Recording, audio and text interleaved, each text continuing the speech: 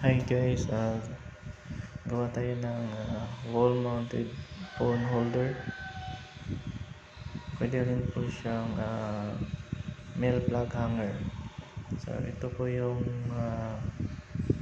finish output niya. Color green po yung PG na ginamit ko. Ito po yung design ko sa Fusion 360. 140 by 70 mm yung size niya. So ito po yung original na output ng 3D printer.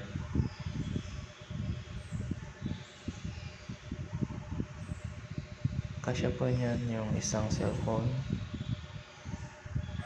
yung kabitan ng male plug, 5. So ayan po.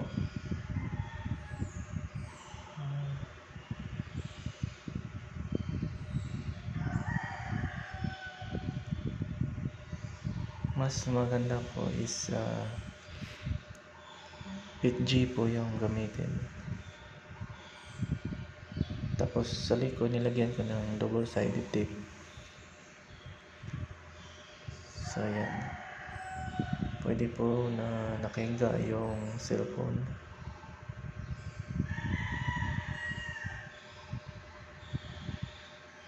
Ayan.